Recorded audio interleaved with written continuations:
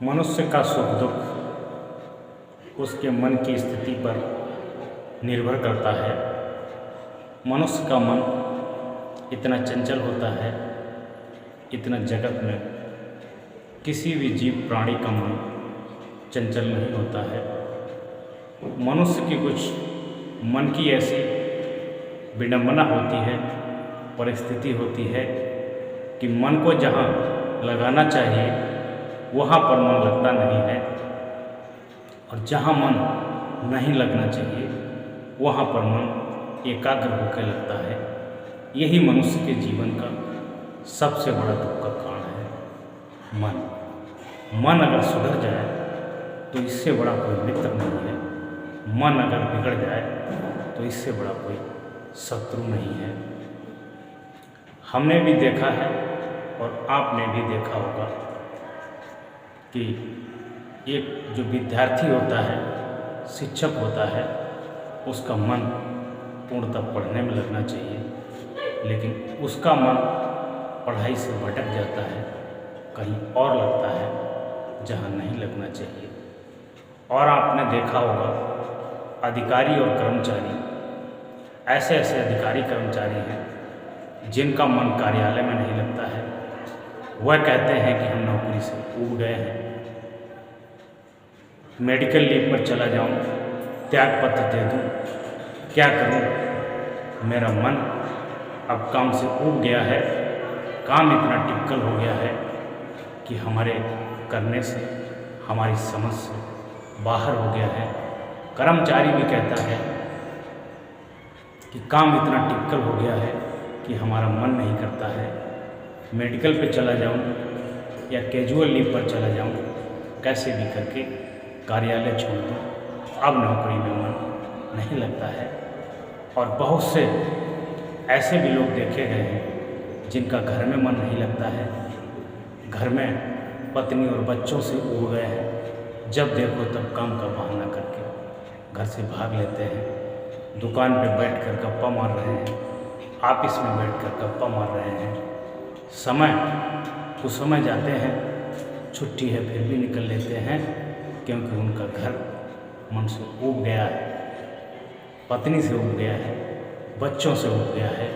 फालतू ऑफिस खोले, फालतू दुकान खोले, बैठ कर दोस्तों के साथ हेहेबाजी खीसे निकालते और गप्पा मारते बैठे रहते हैं।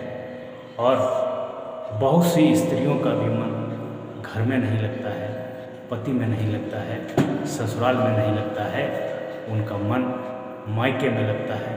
कहती हैं ससुराल से मेरा मन उठ गया है, मैं ससुराल में रहना नहीं चाहती हूँ, मुझे पीहर में अच्छा लगता है। बहुत से वकीलों का मन वकालत से उठ गया है, वकालत करना नहीं चाहते हैं। कहते हैं कि 40 साल की प्रैक्टिस हो गई वकालत करते करते, इतना झूठ बोला हूँ कि अंदर आत्मा भी गवाही नहीं दे रही है, क्या करूँ। वकालत से छुटकारा चाहते हैं। बहुत से साधु संत साधुआई से उठ गए हैं, अपनी साधुगिरी छोड़ना चाहते हैं, क्योंकि उनके अंदर रिश्तेदारों का मोह, परिवार का मोह पुनः जागृत हो गया है और वह अपना मन नहीं लगाना चाहते। एक किसान का भी मन काश्तकारी में नहीं लगता है, खेतीबाड़ी में नहीं लगता है, खेती करते करते उसका मन ऊब गया है। वो कहता है कि अब खेती करने से कोई लाभ नहीं है, ज़मीन में कुछ बचता नहीं है, जितना लागत पानी दो वो सब उसी भर को होता है। इसलिए वह भी खेती नहीं करना चाहता है। वह भी कहता है कि कोई कारोबार कर लूँ, कोई नौकरी कर लूँ, कोई व्यापार कर लूँ। और जो दुकान वाला है उसका भी मन दुकान करने से, कारोबार करने से ऊब गया है। वो भी नहीं चाहता है कि दुकान पर बैठूं, क्योंकि दुकान पर बैठे बैठे उसके चूथड़ों में फोके पड़ गए, मन ऊब गया है कि वही रोज का वही माल बेचता रहूं, और उधारी से भी तंग आ गया है।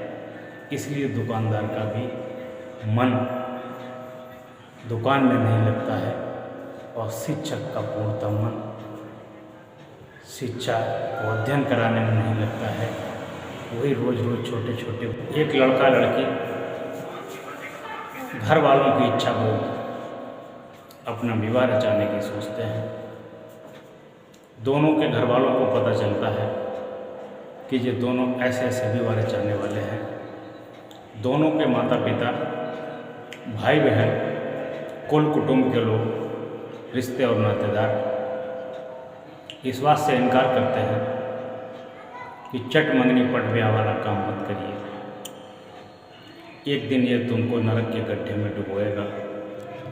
वह किसी की बात नहीं मानते हैं, अपनी मनमानी करके, अपनी हड्डी और जिद करके आपस में विवाह करते हैं। आपस में विवाह करना कई जगह ठीक भी होता है। जो लोग पढ़े लिखे हैं, मैच्योर हैं और सबकी सहमति से विवाह करते हैं तो उसमें कोई बुराई भी नहीं है। लेकिन जो नए नवयुवक नवयुवतियाँ होते हैं, जिनको यही नहीं पता है कि भोगों के अलावा रिश्ता जन्म जन्मांतर का होता है, उसमें संस्कार भी होना चाहिए, रिश्ता निभाने की क्षमता भी होनी चाहिए, घर की जिम्मेदारी उठाने में क्षमता होनी चाहिए और जो बच्चे होंगे उनके पालन पोषण की भी क्षमता होनी चाहिए। इसीलिए माता पिता योग्य वर और घर ढूंढते हैं ताकि वो जिंदगी भर उसकी जिम्मेदारी उठा सके। गांव और शहर के सभी देवी देवता, बजरंग बली, काली दुर्गा, जिंद परिंद न जाने कहाँ कहाँ मत्था टेका, नाक रगड़ी, प्रसाद चढ़ाया कि यही हमको पति मिल जाए और यही हमको पत्नी मिल जाए। बड़े खुश रहते थे। मिल गए, 2-4 दिन खुश रहे, 8-10 दिन खुश रहे। 1 साल बाद, 2 साल बाद उनका एक दूसरे से मन उब गया और उनका भी मन अपने पति में नहीं लगता है, पत्नी का मन पति में नहीं लगता है और पति का मन पत्नी में नहीं लगता है। पति भी बेचारा चिंता में पड़ जाता है कि आखिर इसका मन लगता तो कहाँ लगता है। इसलिए मैं अपनी वाणी से वो शब्द नहीं कहना चाहता हूँ। आप इस बात को अच्छे से समझ रहे होंगे कि जब एक पत्नी का मन, एक लड़की का मन अपने पति में न लगे तो आप समझ सकते हो उसका मन कहाँ लग रहा है और कहाँ लग गया है। ये एक चिंता की विषय की बात है। इसलिए मन को एकाग्र होकर के अपने काम पर लगाइए। जहाँ पे ज़रूरत है वहाँ पर लगाइए। फालतू जगह अगर आपका मन लग रहा है तो आपके दुखों का घेरा आपको घेर रहा है और वही आपका मन का घेरा एक जाल की तरह आपको बांध लेगा और आप उस दुख रूपी जाल से छूट भी नहीं पाएंगे, छूट भी नहीं पाएंगे। इसलिए मन को काबू में रखिए और मन में ऐसे ऐसे संस्कार, ऐसे ऐसे विचार लाइए कि जो आपके मन की आदत रूपी फूलों की चादर आपको महका दे, आपके चरित्र को महका दे, आपके पुरुषार्थ को महका दे, जिससे लोगों की सुगंध आए और लोग आपकी तरफ आकर्षित हों।